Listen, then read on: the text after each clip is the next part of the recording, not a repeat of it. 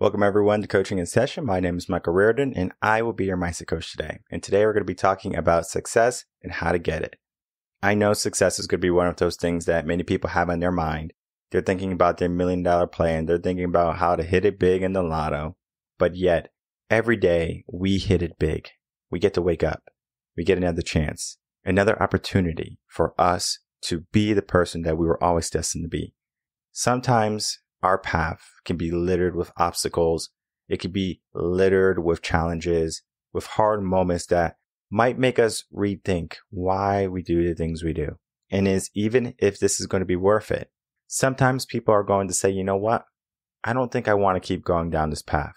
Maybe you find that happiness is not in the goal that you are giving yourself, so you change. And there's nothing wrong with changing and redefining what success means for you, because success is going to be personal. And it might be success at different ages. What you want when you're 18 is going to be wildly different than what you want when you're 30 and you're 40. Because when we are younger, it's a focus on our growth and our development. So we work on school. We work on our career, right? We put that first, that little bit of life first. But then at some point we do a switch. There's going to be a mindset shift, you want to call it maybe, maturity that happens in our life. And we say, you know what? The things that I were going after are frivolous. It doesn't matter how many supercars I have in my garage. It matters how many lives I have changed. How much has my life meant to the world? Because sometimes I think people can be in a selfish mindset of, I'm doing this for me. I want the house. I want the car. But yet, the most happy people in the world are doing acts of service. How can I help other people? And if you can have that aspect in whatever you do, you're going to be successful every single day because you're helping people grow. You're helping people be better. And just like today, I'm going to be having a success and leadership coach, Kate Eckman, come on, help us understand, well, what is success and how do we get it? So let's get into that interview with Kate and myself.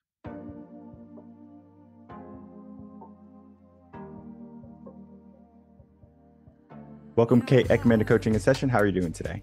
I'm great. How are you? Doing well. Thanks so much for coming on. Today, I have you on as a success coach. And boy, do we need that because so many people are sitting by the wayside. They're allowing success to run by them each and every day. And people are too afraid to reach out and grab their success. So we're going to be talking about the work that you do and how to help people become successful today. But in your own words, can you tell the world who you are, what you do, and how you help them? I'm Kate Eckman. I do work as a success coach and advisor and consultant to CEOs and professional athletes and really anyone who wants to actualize their full potential. And I'm also the author of The Full Spirit Workout, helping people to live more fun and fulfilling lives and actually become the person who can achieve their cherished goals. And I do that through inner fitness. So we're building strong mental, emotional, spiritual muscles, which is a lot of fun. It sounds a little daunting, but way more fun than doing 100 burpees at the gym. And you still get those great fitness results, more confident, resilient, and strong on the inside to really help you combat all the storms that we're all weathering, live a meaningful life. So that's exciting and do speaking around those concepts as well and work in television as a presenter. But I really just want to help people live more truly fulfilling lives that light them up.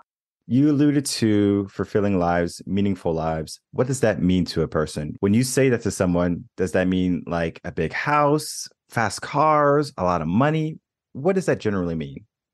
I think a lot of people certainly define success by those external terms. And I love nice homes and shiny objects and things as much as the next person. But I've experienced in my clients and certainly all the people around me, I'm sure I've experienced, you may get the car, the house, the nice shiny object, and you feel really good and excited for about 15 or 20 minutes. And then it's on to the next thing, the next thing, the next thing. And I think we've all experienced that moment of, wow, I have all the things that society says I should have that would make me happy. I've achieved this, I've achieved that, and yet I don't feel fulfilled.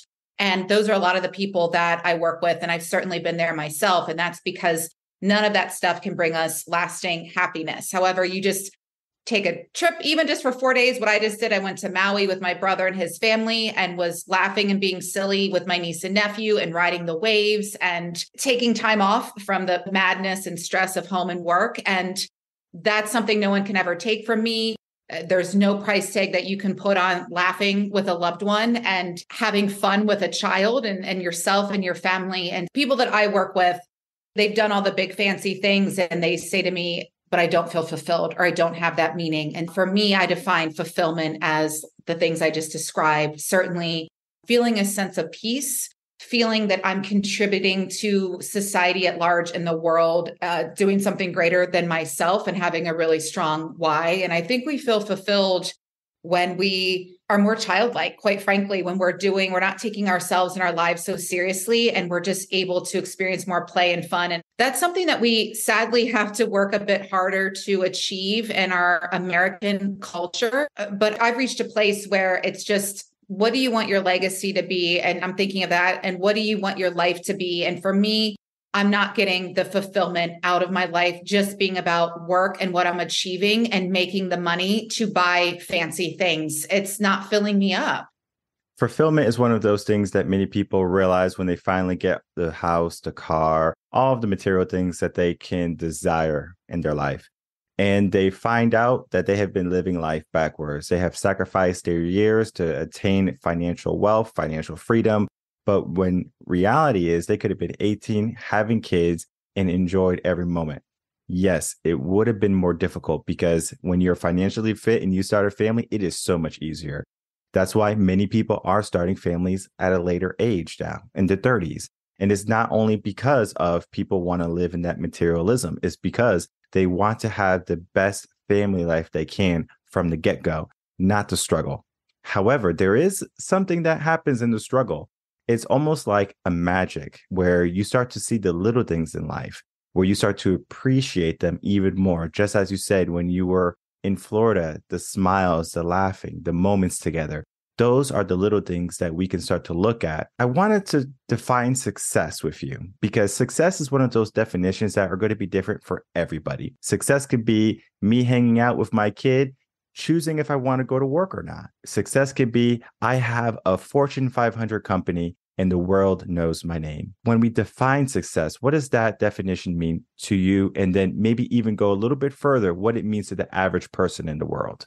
Yeah, I think for me, certainly it's nice that I have credentials, a scholarship athlete at Penn State University, that I competed at a high level as a competitive swimmer, got master's degrees at Northwestern and Columbia, two of the best institutes in the world. That makes me feel successful, and I'm grateful for those credentials and the success I've experienced in my career. Grateful, thank you, have worked very hard for it. But I have reached a level in my life and lost 2 loved ones to suicide in 1 year in recent years. And having to take a step back and really look at my life and the decisions I was making, I had to redefine success in that moment because these were 2 very successful gentlemen on paper. That was a time where Kate Spade, Anthony Bourdain, Chester from Linkin Park, so many people, beloved celebrities, were all dying by suicide. And you would hear again and again, well, why would someone that rich, that famous, that good looking, that successful, quote unquote, choose to end their life? It made me really ponder that question. For me, success now, the headline is a peace of mind, being able to look in the mirror and feel good about yourself because you've worked hard, you've helped other people, you have integrity, you're authentic, you are leading with your values, you're following your values, you're cultivating inner characteristics like compassion, intelligence, kindness. Your life is more about just little old you and what you can get out of it and what you can take. It's more about what you can give. And so I think when you're just in that place of really dwelling in the present moment, whether you're on the beautiful vacation or you're sitting at home by yourself or you're at the gas station doing some mundane task, I think it's being present in who you are and appreciating your breath and your life. And I saw something recently where a gentleman was asking this woman, I could give you $10 million today, but it comes with a stipulation. If I give you this $10 million, you won't wake up tomorrow. Do you still want the $10 million? And it's the answer. We all say, of course not.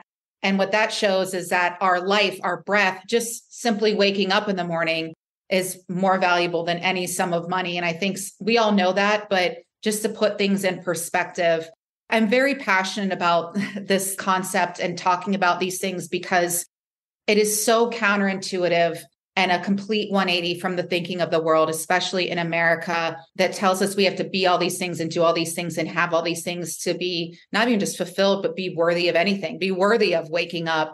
And it's just a lie that we've been sold, something we need to consciously unplug and unsubscribe from and create our own definitions. And that's just liberating too, when you can go off script, if you will, when you can go against the status quo and say, no, like I tried that.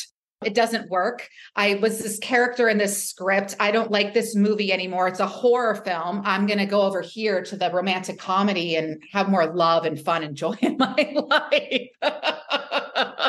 That is so right, because we do have to see that success sometimes is not defined by us initially. Our parents give us success. Our teachers give us success. And as you said, society, the society that you're living in is going to tell you what is success. It might say you have to be this status in order to be successful, or you can't do these things if you want to be successful. So we live in a world of limits, of bounds, where you can't be the artist anymore because that doesn't make any money. But we can see artists doing so well for themselves today.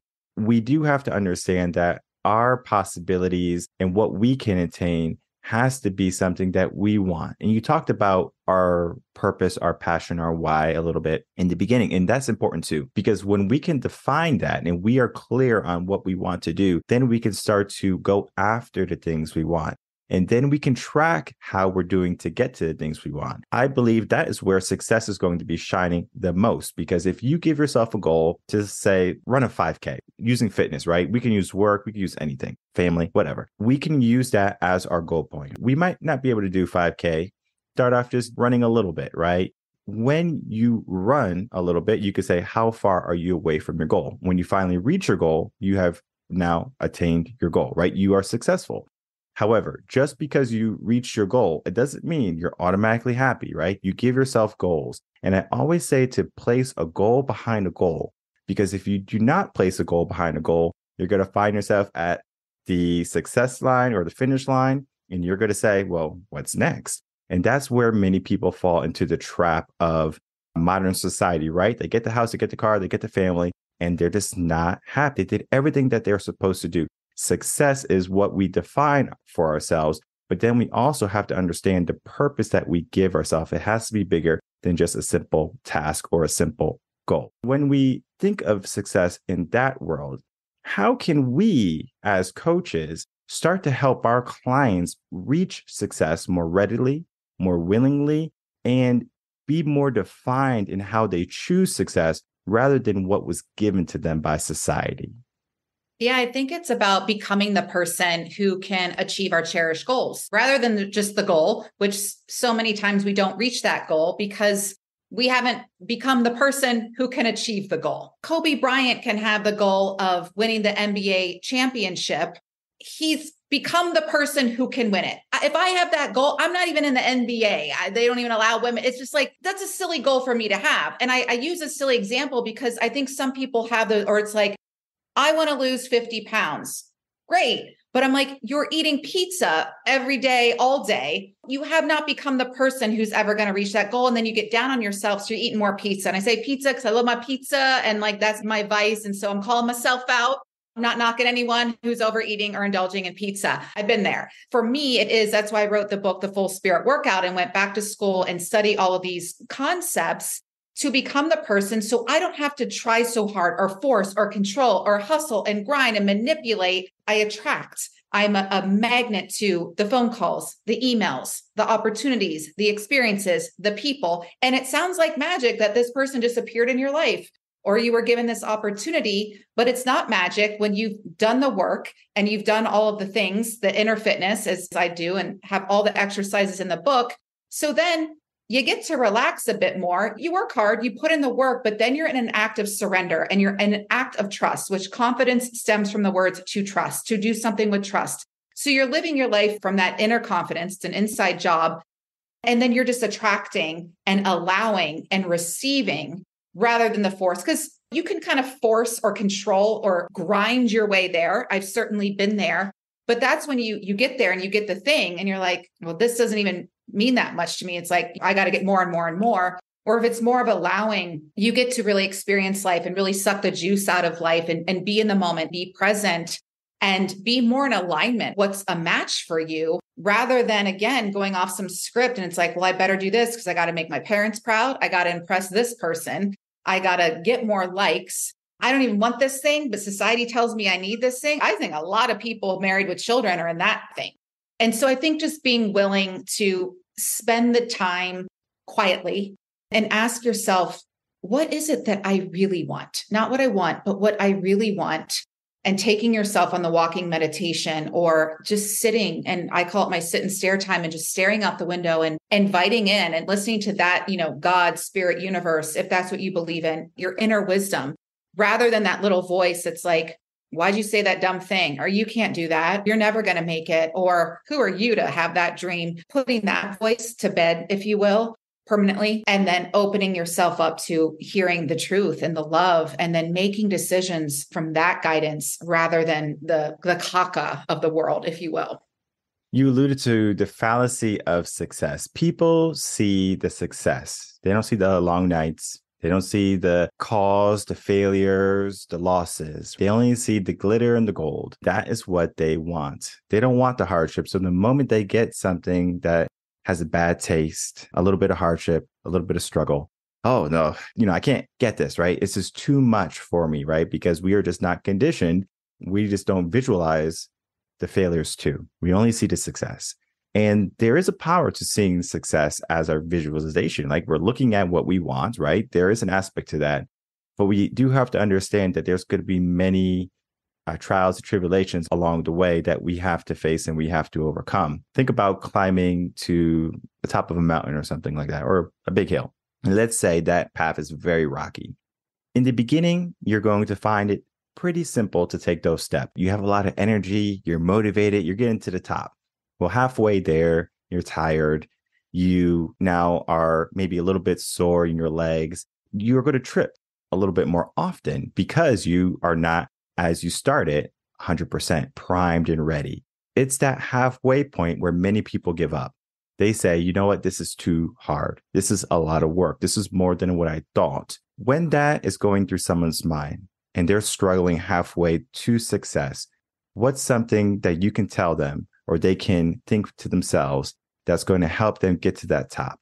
You have to have a strong why. This comes up a lot, as an author. I hear from so many people, oh, I want to write a book, or how'd you do it? And I think, oh, great. You want to write a book. Okay. Why do you want to write a book? More times than not, I hear, oh, well, it'll help my business. It'll give me more credibility. I can get some speaking things from it, something along those lines. Great, fine. No judgment. But all I can think to myself, and I usually don't share this unless, someone's really open to feedback, but I think you're going to maybe not write that good of a book. You're probably going to struggle. And because you're in that place, that will reflect in how many people read it, which probably won't be a lot. For me, my why I wrote this book, and it is a lot of work to write a book. And luckily that's my background. I'm a journalist and a writer. And to be so, for me, raw and vulnerable and go there and talk about the darkest moments of my life and things I've been through and all the research, it's a lot of work. But on the days where, and actually writing a book to me was a joy. It's kind of all the other hoopla that goes into the whole book promotion and publication.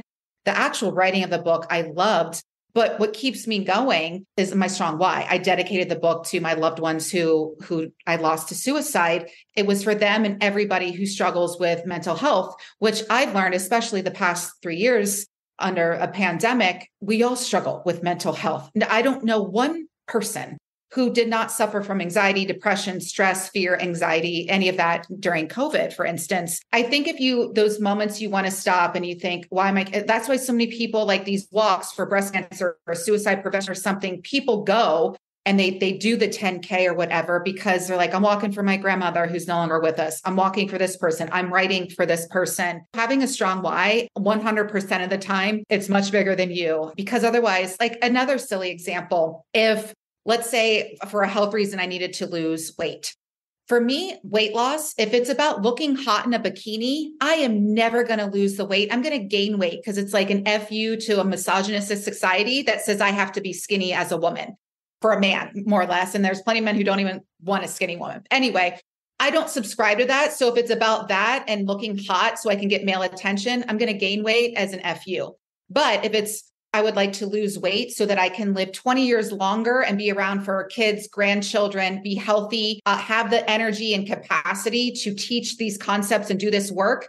I'm going to lose the weight and be super healthy because I have a strong why. That means something to me. Does that make sense?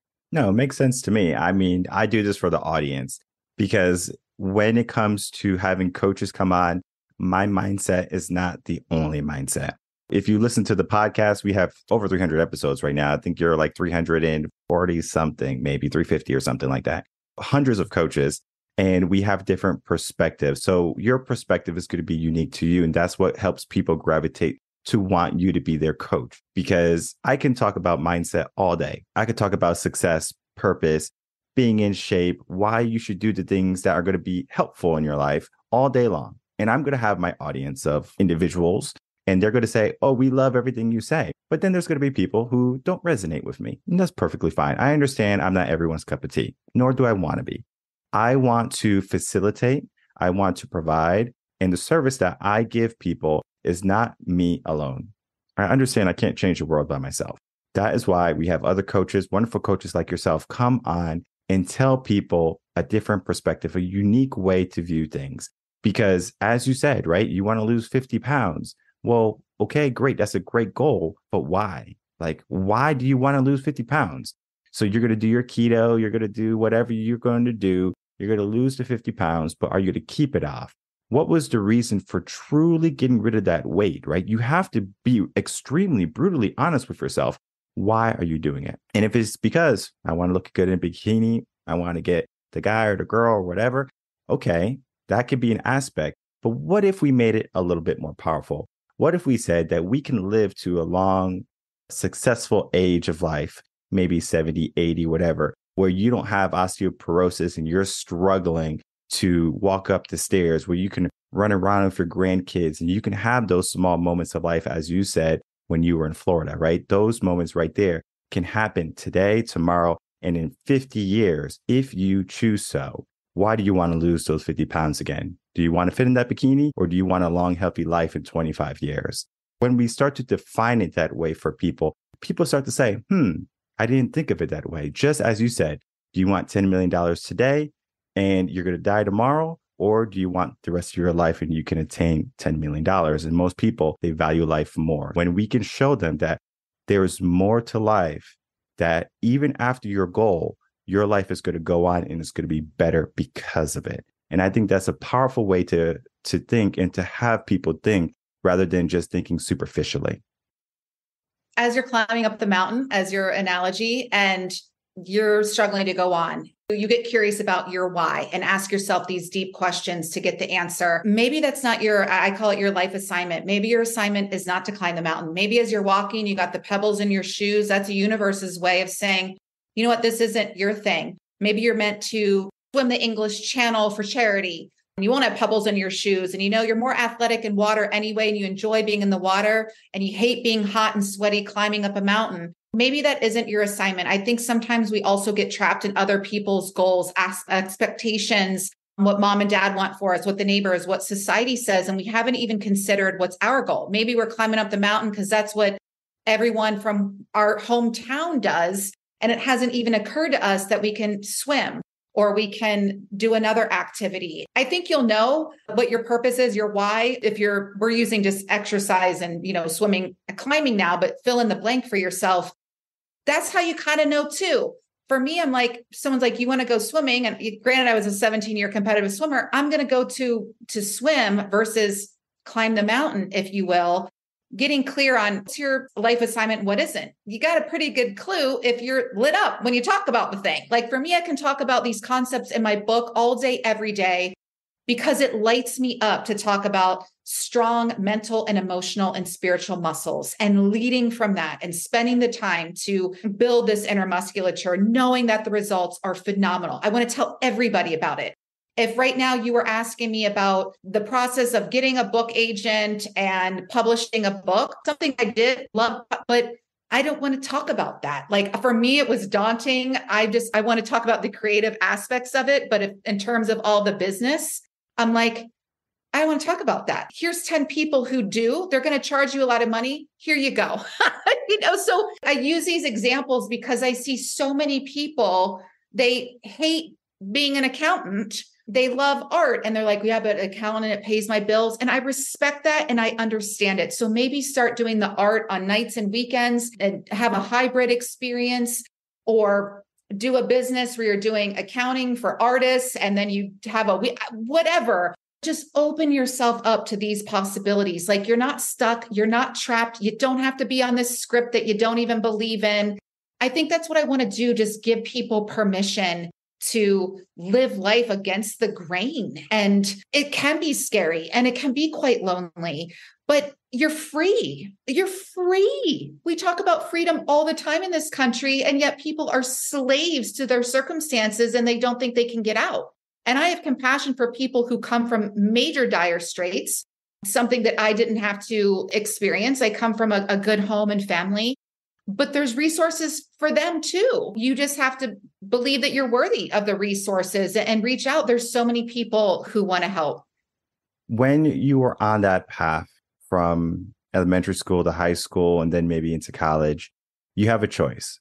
And that choice is going to be, what career do you want to be in for the rest of your life? And that choice is an option because you don't have to be in a career, as you said. So if you are the accountant and you just find that you're just miserable in that job, you can do a pivot. You can change. When I started college, I was a business finance and accounting major. I did 2 years of accounting. I love that I brought that up. And I said, you know what? This right here, I'm going to be miserable by the time I'm 30. So I said, let me switch it up. Let me change the game. And I said, I'm going to go to teaching, right? It makes a lot less money, but so much more fulfilled each and every day. And today, after having coaches and mentors and trying to figure out exactly what I wanted to do, it just wasn't teaching in the public school system. It was more than that. I just have a passion for educating, for coaching.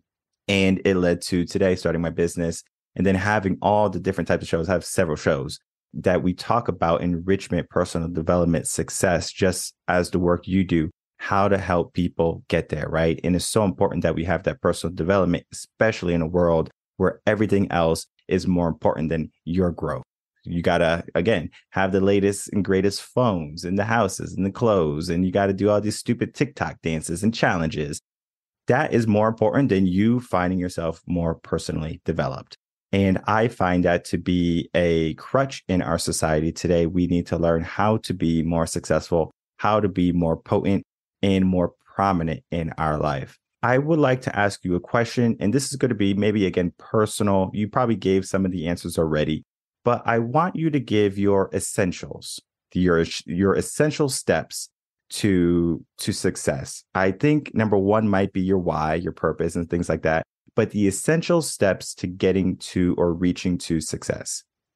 Yeah. And I even broke it down, my 5 P's of confidence. And I wrote my thesis on this in grad school about, leveraging confidence to excel leadership development. And a lot of people think confidence is, again, the swagger and what you look like and your money and your education, all of those things. And certainly that can play a role. But again, you see so many people, and I work with so many people, and they're very confident at the free throw line or in the business meeting, but then they have tremendous difficulty having uncomfortable conversations, dealing with their emotions, feeling vulnerable, things like that. Confidence is an inside job. Confidence stems from the words to trust, to do something with trust. So it is that inner musculature that we can develop. That's the good news. You don't have to be a supermodel or billionaire to access that. The first is presence. And I think it's not only just showing up like you mean it and you have something to say, but it's being present in the moment, devices off, distractions away, and just being there fully, experiencing that sunset on the beach with your kid or your loved one. And instead of just the phone and texting or even taking the picture, can we just be in the moment, and just focusing, like even right now, turning your phone off, putting on do not disturb and knocking out some creative work for 90 minutes rather than this notification, this, just being more present. I think having patience, that comes from the words to suffer. So we're all suffering while we're waiting for the thing that we want, but putting in the work, doing it, and then taking your hands off the wheel, loosening your grip, surrendering, and being somewhat detached from what's going to happen and what we can't control. The purpose is our why that we spoke about. And then preparation and practice. People just think that you think your favorite entertainer or artist or athlete just shows up with, they work harder than anyone, not because they're the worst, but because they're the best. So giving yourself that time to really trust and go through the process and get messy and fail, get it wrong, and then learning about yourself and just being that much better. And I think the more that we can pause, in between meetings, in between goals, before we respond to the upsetting text or email that can ruin the relationship forever, to just take that moment. I have my clients in between all the Zooms or meetings, even just taking 5 minutes to be like, okay, what was the headline from that meeting? Okay, Kate's going to do this. I need to follow up with Sally. Okay. Or wow, like I'm feeling a lot of struggle within this team. I think we need to do a team building exercise, like allowing yourself to even recap and take a breath and go for a walk or get some fresh air, have a drink of water. And then person, it's a bonus P. It's be a person, someone who has struggled with 2 other P's, perfectionism and performance. But at what cost? I was filled with anxiety and insecurity often, like so many of us. Allowing your humanity to come through and shine and just embrace your imperfections and your flaws and what it means to just be human. That's what's authentic and relatable. And by you sharing where you got it wrong or having the courage to be vulnerable, you give other people permission to do that and to embrace humanity, which is so beautiful and so relatable. Yeah, when it comes to success, it is the totality of everything that we see. Most people see the surface level, but for the people who can see the deep stuff that requires or the requirements of success, the long nights, the fear, the anxiety, the stresses, all of that, learning how to overcome that is going to be essential for you to reach that success. However, we don't have to go in alone. We can get a coach. We can get someone, a mentor, a guide that's going to help facilitate our growth. And I find that we can go fast or faster when we have a coach. That is why I had you on, Kate, to talk about the work that you do and to show people that there is a way that they can be successful and it doesn't have to be the status quo. As we begin to wrap up, I would love to have some final words from you and then to please tell the audience how they can reach out to you. Yeah, I just want to remind you that you are powerful and you can do whatever you decide is important enough and you can achieve whatever you deem worthy. So spending some time to get really clear on what you really want, what you deem worthy, and also spend some time exploring what you really value and then leading with those values and making decisions from those values and being okay with letting some people go and maybe leaving a job or leaving a relationship or leaving some clients and really blazing your own trail and spending more time, like I said, with the mental and emotional muscles and strengthening those. So then you don't have to try so hard. You will naturally attract what's meant for you. And it may not happen overnight and it may seem like magic and it won't work for you, but these are universal principles that are working whether you believe in them or not. And so I choose to believe.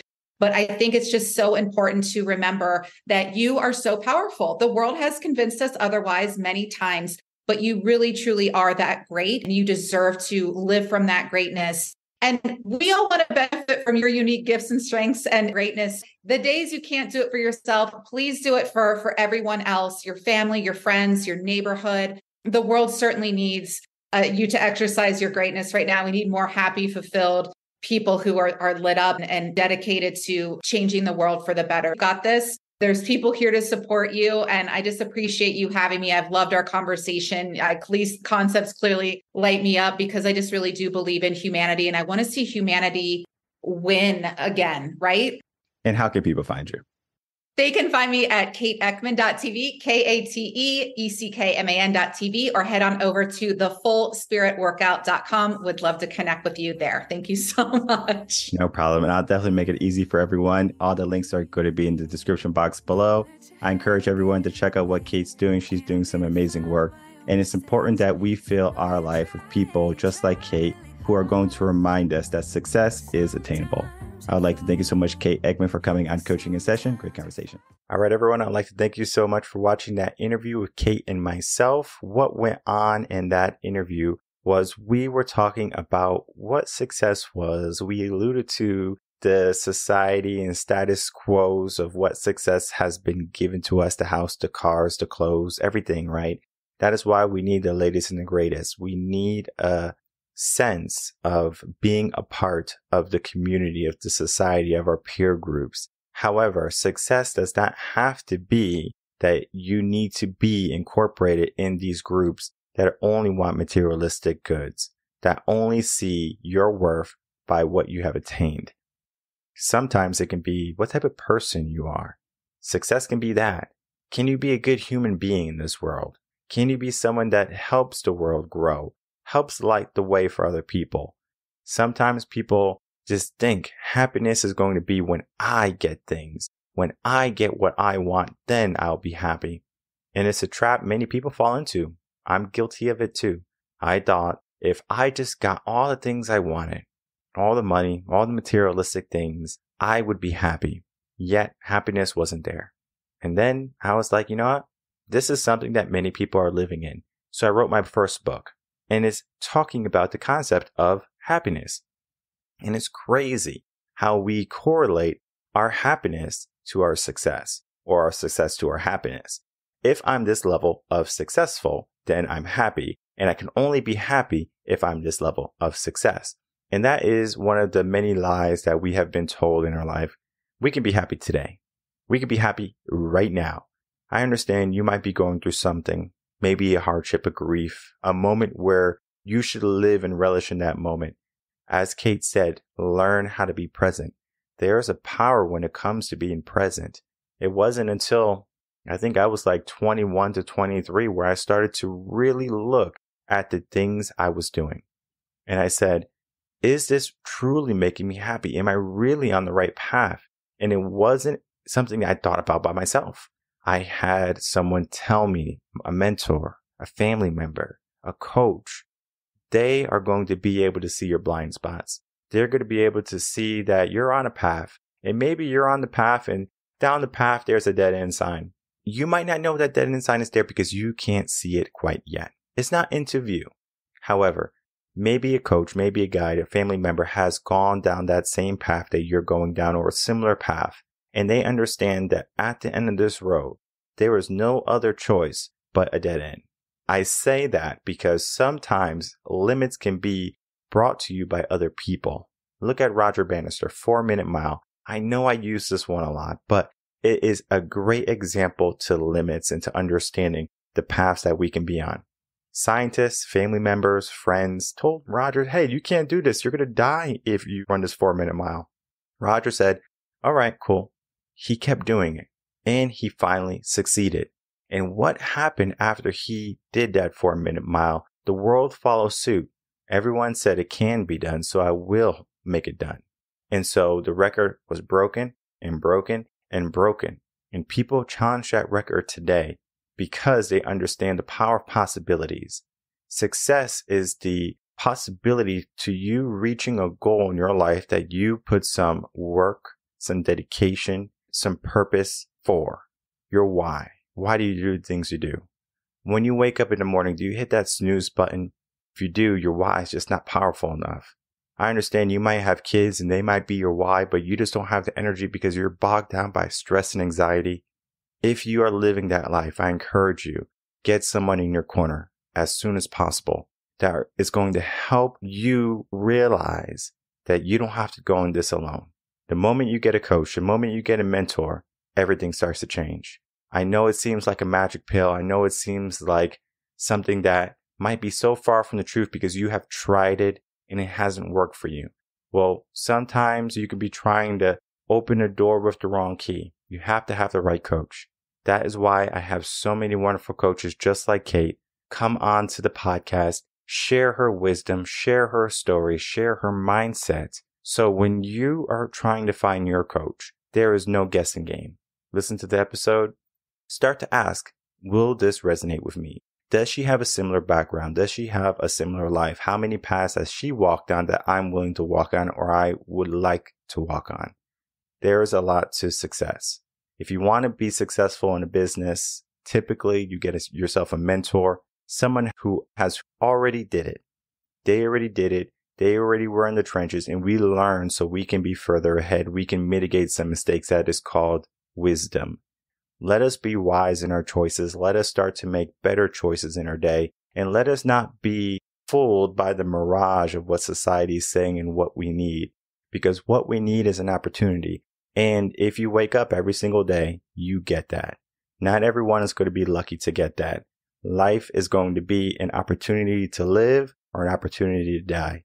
I hope you can choose to live each and every day, because you do only die once, but you can live every single day. My name is Michael Reardon. I'm a mindset coach. If you have any questions, you can email me coachinginsession@gmail.com, and I'll see everyone on the next episode of Coaching in Session. Until then, everyone, take care.